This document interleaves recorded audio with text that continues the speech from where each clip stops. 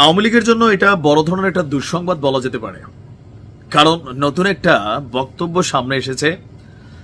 বাংলাদেশে আপনারা জানেন ইতিমধ্যে যে জাতিসংঘের মানবাধিকার বিষয়ক যে প্রতিষ্ঠান, এটার একটা শাখা বাংলাদেশে এখানে খুলতে যাচ্ছে।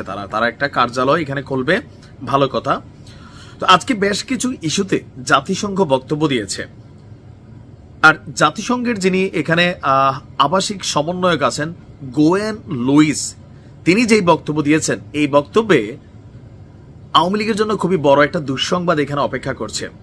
তবে আওয়ামী লীগের নেতাকর্মীরা ইতিমধ্যে বলছেন জাতিসংঘ নামক প্রতিষ্ঠানটার আসলে কতটুকু বেইল আছে, শক্তের ভক্ত নরমের জম। আচ্ছা, এখন কেন এতগুলা কথা আসুন। জাতিসংঘ বলছে যে বাংলাদেশে অন্তর্ভুক্তিমূলক নির্বাচন চায়।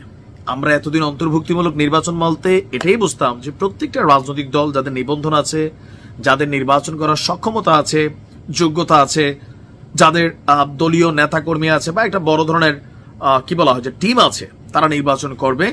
এটা গণতন্ত্রের সৌন্দর্য, এরকম একটা ভাবছেই আমরা এতদিন সবাই।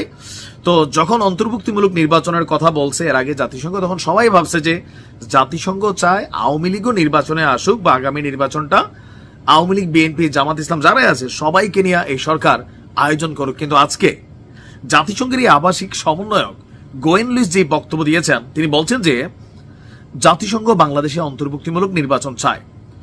অন্তর্ভুক্তিমূলক নির্বাচন মানে রাজনৈতিক দলের অন্তর্ভুক্তি নয়, সব জনগণের অন্তর্ভুক্তি। আওয়ামী লীগের সময় আওয়ামী লীগ যেমন বিএনপিকে বাদ দিয়া আমি ডামি বা বিভিন্ন নির্বাচন করার সমর্থন পাইছে, জাতিসংঘেরও সমর্থন পাইছে। এবার বুঝছেন তো কোন সিস্টেমে পাইছে। জাতিসংঘ অন্তর্ভুক্তিমূলক নির্বাচনে বিএনপিকে ছাড়াও যে নির্বাচন আওয়ামী লীগ করছে, যে ডামি প্রার্থী দিয়া, সেটাও কিন্তু তখন অ্যাকসেপ্ট হয়ে গেছিল। তো কোন সিস্টেমে অ্যাকসেপ্ট হয়েছে? ওই একই সিস্টেমে অ্যাকসেপ্ট হয়েছে, যেটা এখন তারা এখানে পুনর্ব্যক্ত করছে। তারা বলছে যে সব জনগণের অন্তর্ভুক্তি হিসাবে তারা দেখে, রাজনৈতিক দলের না। অনেকে নির্বাচনে আসতে পারে, নাও আসতে পারে। জাতিসংঘের কাছে সুনির্দিষ্টভাবে অন্তর্ভুক্তি মানে হচ্ছে প্রত্যেক বাংলাদেশি যেন মতামত দেওয়ার সুযোগ পায়। আওয়ামী লীগ না থাকা অবস্থায় নির্বাচন অন্তর্ভুক্তিমূলক হবে কিনা সাংবাদিকের এমন প্রশ্নের জবাবে গোয়েন লুইস তিনি এই বক্তব্য দিয়েছেন। এ সময় আওয়ামী লীগ না থাকলেও জনগণের অংশগ্রহণ সঠিকভাবে হলে আগামী নির্বাচন অন্তর্ভুক্তিমূলক হতে পারে বলে মনে করছেন জাতিসংঘের আবাসিক সমন্বয়ক গোয়েন লুইস। ইভেন আওয়ামী লীগের নিষিদ্ধ নিয়েও তার মন্তব্য জানতে চাওয়া হয়েছিল। তিনি বলছেন এই প্রশ্ন আমার নয়, এটা আমার জন্য না, এটা সরকারের বিষয়।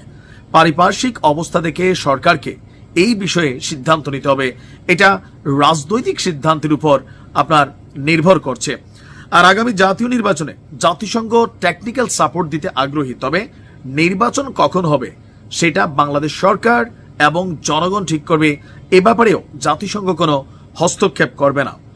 জাতিসংঘ বর্তমান সরকারের সংস্কারের উদ্যোগকেও সমর্থন করে, তবে কোন কোন বিষয়ে সংস্কার করা হবে সেটাও সরকারের নিজস্ব সিদ্ধান্ত। জাতিসংঘ আগে নির্বাচন চায় না আগে সংস্কার চায়, এ বিষয়ে তার বক্তব্য এটাও আমাদের বিষয় না, এটাও সরকার এবং জনগণের বিষয়।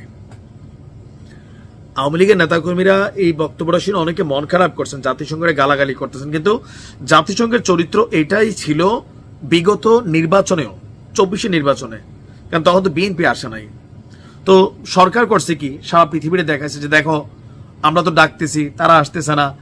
জনগণ ভোট দেওয়ার জন্য একক প্রার্থীর বিরুদ্ধে আরেকটা অপশন পাইছে, ডামি। তো সেই ডামিরে ভোট দিছে, পৃথিবী দেখছে ভোট হয়েছে, ভোটের একটা পার্সেন্টেজ সরকার প্রকাশ করছে, সেখান থেকে সরকার গঠন হয়েছে, ম্যান্ডেটও নিয়ে আবার রাষ্ট্র চালাইতে শুরু করছিল। এরপরে পতন হয়েছে জনগণের হাতে, আলাদা।